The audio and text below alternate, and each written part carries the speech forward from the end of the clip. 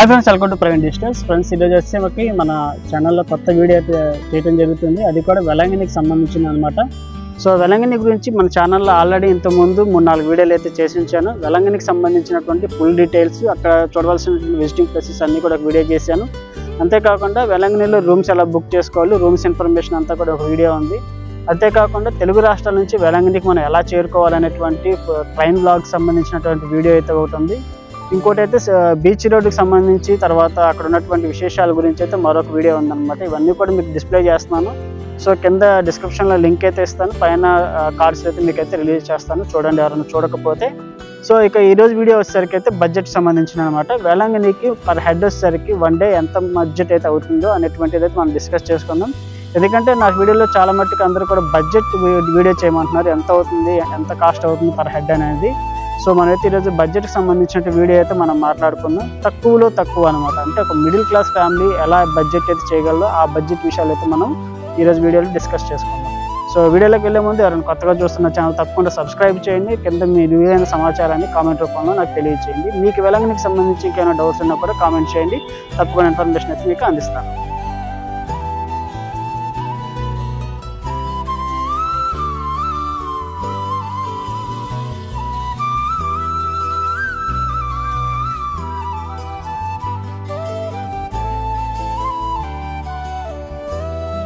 Friends, ఇక వేలంగినికి వెళ్ళాలంటే మనకైతే డైరెక్ట్ ట్రైన్స్ ఏది లేదు ఫ్రెండ్స్. తెలుగు రాష్ట్రాల నుంచి మనకి డైరెక్ట్ ట్రైన్స్ అనేటువంటిది లేదు.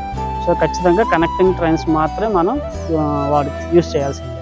అంటే చెన్నై సెంట్రల్కి వెళ్ళి, చెన్నై సెంట్రల్ నుంచి ఎగ్మోర్కి వెళ్ళి, ఎగ్మోర్ నుంచి మనం అయితే నాగపట్నం అయితే వెళ్ళాల్సిందే. నాగపట్నం నుంచి వేలంగినికి బైపాస్ లేకపోతే బై ఆటో అయితే మనం చేరుకోవచ్చు. సో కనెక్టింగ్ ట్రైన్స్ అయితే ఉన్నాయి, కానీ డైరెక్ట్ ట్రైన్స్ అయితే లేవు. సో ఇక కనెక్టింగ్ ట్రైన్స్ ఎందుకంటున్నానంటే ట్రైన్ బడ్జెట్ అయితే చాలా తక్కువగా ఉంటుంది బస్ బడ్జెట్ కంటే. బస్ బడ్జెట్ వచ్చేసరికి చెన్నైకి వచ్చేసరికి దాదాపు 800-900 అయితే ఉంటుంది.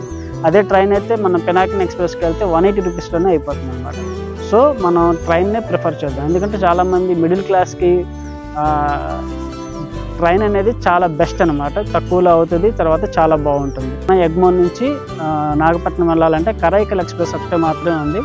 సో ఈ కరైకల్ ఎక్స్ప్రెస్కి అయితే మనం 1 మంత్ ముందే టికెట్స్ బుక్ చేసుకోవాలి. మనకు అప్పటికప్పుడు అయితే టికెట్స్ దొరకవు. జనరల్లో వెళ్ళాల్సిందే. జనరల్లో వెళ్ళాలంటే నరకానికి చిరునామా తీసుకున్నట్టే అనమాట, అంత రష్గా ఉంటుంది ట్రైన్ జనరల్ అయితే.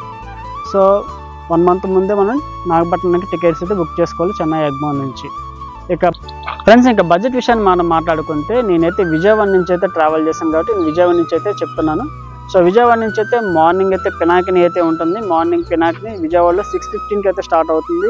అరౌండ్ ఛార్జ్ వచ్చేసరికి 180 రూపీస్ ప్లస్ ట్యాక్సెస్, ఇంకా తర్వాత ఇన్సూరెన్స్ అంటే కలిపి 190 రూపీస్ అయితే పడుతుంది అనమాట.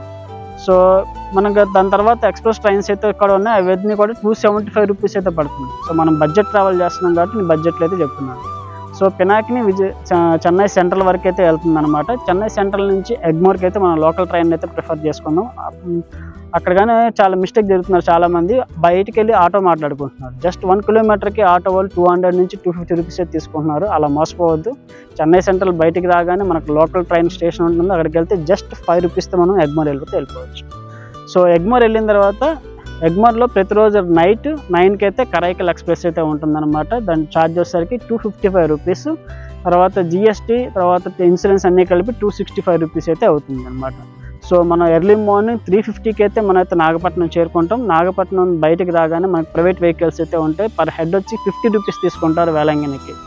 సో గవర్నమెంట్ బస్ అయితే 15 రూపీస్ తీసుకుంటారు. అయితే గవర్నమెంట్ బస్సు మార్నింగ్ 3:50కి ఉండవు, 6కి అయితే ఉంటాయి. సో చాలామంది వెయిట్ చేయకుండా ప్రైవేట్ వెహికల్స్కి వెళ్ళిపోతున్నారు. వెయిట్ చేస్తాను అంటే ఓకే, వెయిట్ చేయకపోతే ఖచ్చితంగా ప్రైవేట్ వెహికల్స్ తీసుకొని 50 రూపీస్కి అయితే మనం అక్కడికి వెళ్ళిపోవచ్చు. సో ఇంకా రూమ్స్ ఇన్ఫర్మేషన్కి వస్తే వేలంగినికి వెళ్ళిన తర్వాత ప్రైవేట్ హోటల్స్ చాలా ఉంటాయి. ప్రైవేట్ హోటల్స్ అయితే మనకి ఛార్జీలు విపరీతంగా బాగా చేస్తారు, అందులో నో డౌట్ అనమాట. సింగిల్ రూమ్కి వచ్చేసరికి 500 అబోనే ఉంటుంది, బిలో అయితే ఉండదు.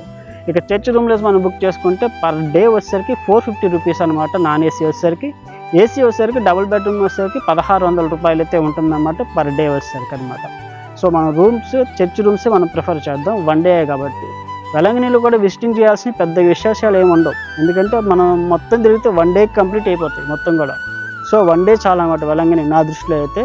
కాదు ఇంకా ఫ్రీగా చూస్తాను, ఎంజాయ్ చేసుకుంటూ చూస్తాను అంటే 2 డేస్. 2 డేస్కి నుంచి ఇంక అక్కడే ఉండటానికి ఏం చూడటానికి కూడా ఏమి ఉండవు. సో నేనైతే 1 డేనే చెప్తాను. ఎందుకంటే మార్నింగ్ 3:50 మనం చర్చి వేలాంగిణికి వెళ్ళిపోయిన తర్వాత కాసేపు రూమ్లో రెస్ట్ తీసుకొని మార్నింగ్ 8కి అయితే చర్చిలో తెలుగు ప్రేయర్ అయితే ఉంటుందన్నమాట. తెలుగు ప్రేయర్ చూసుకొని 9:30 కల్లా ప్రేయర్ అయిపోతుంది. 9:30 దగ్గర నుంచి ఈవినింగ్ వరకు ఫుల్గా ఎంజాయ్ చేసేయచ్చు, అయిపోద్ది. ఈవినింగ్ బీచ్లో ఎంజాయ్ చేసేయచ్చు. సో అది కూడా కంప్లీట్ అయిపోద్ది. మళ్ళీ 9కి నైట్ ట్రైన్ అయితే ఉంటుందన్నమాట చెన్నై ఎగ్మోర్కి. ఆ ట్రైన్ మనం ఎక్కేయచ్చు. సో ఇక టిఫిన్ బడ్జెట్ చూసుకుంటే శరవణ భవన్ అయితే హెవీగా ఉంటుంది. 120 రూపీస్ అయితే టిఫిన్ ఉంటుంది. మనకు అక్కడ రోడ్ సైడ్ లోకల్ ఫుడ్స్ అయితే ఉన్నాయి. టిఫిన్కి వచ్చేసరికి మా అయితే 100 నుంచి 120 రూపీస్ అయితే అవుతుంది. ఇక మధ్యాహ్నం లంచ్కి వచ్చేసరికి శరవణ భవన్లోకి వచ్చేసరికి 300-400 రూపీస్ అయితే ఉంది లంచ్. సో మనకు చర్చ్ క్యాంటీన్ అయితే ఉంది, ఓన్లీ వెజ్ మీల్స్ అనమాట. వెజ్ మీల్స్ వచ్చేసరికి 80 రూపీస్ అయితే తీసుకుంటున్నారు. కాదు మనకు బయటకు వచ్చి నాన్ వెజ్ తింటానంటే ఓకే, దాని బడ్జెట్ విషయం అనేది మీ ఇష్టం. లంచ్కి సంబంధించినటువంటి డిన్నర్ సంబంధించిన బడ్జెట్ మీ ఇష్టం అనమాట. సో నేనైతే చర్చ్ క్యాంటీన్నే ప్రిఫర్ చేస్తాను. 80 రూపీస్ మార్నింగ్ లంచ్ కానీ, ఆఫ్టర్నూన్ లంచ్ కానీ, నైట్ డిన్నర్ కానీ. ఇక స్నాక్స్ కానీ ఇవన్నీ కూడా ఎక్స్ట్రా 200 రూపీస్ వేసుకుందాం.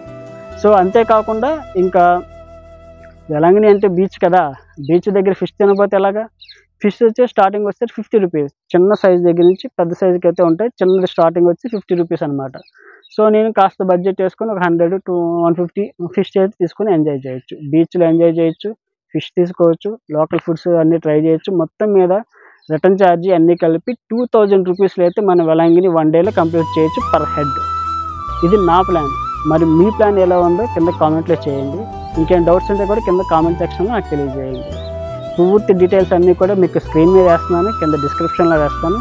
ఖచ్చితంగా చూడండి. నాకు వేలాంగిణికి సంబంధించినట్టు ఇంకా ఇన్ఫర్మేషన్ వీడియోస్ అన్నీ కూడా మన ఛానల్లో ఉన్నాయి, అవన్నీ కూడా చూడండి. అవన్నీ కూడా మీకు డిస్ప్లే చేస్తాను. ఫ్రెండ్స్, వేలాంగిణికి సంబంధించి ఒక బిగ్ అప్డేట్ అయితే ఉంటుంది. అదేంటంటే ఆగస్టు 29 నుంచి సెప్టెంబర్ 8 వరకు అయితే అక్కడైతే యాన్యువల్ ఫెస్ట్ అయితే జరగబోతుందంట.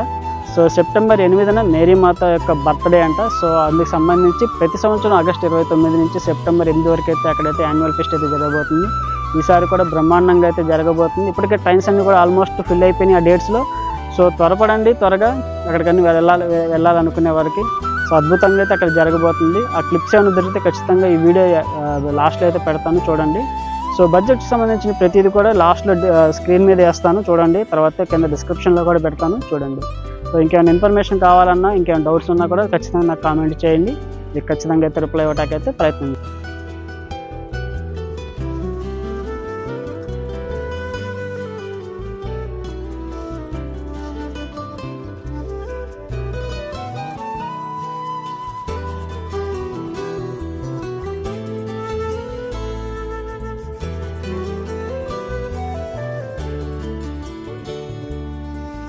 ఓకే ఫ్రెండ్స్, చూశారు కదా. ఇలాంటి ఇన్ఫర్మేషన్ వీడియోల కోసం నా ఛానల్ తప్పకుండా సబ్స్క్రైబ్ చేయండి. ఈ వీడియో మీకు నచ్చితే ఖచ్చితంగా లైక్ చేసి షేర్ చేయండి. మరో లేటెస్ట్ వీడియోతో మీ ముందుకు. Until then keep smile, be happy, bye.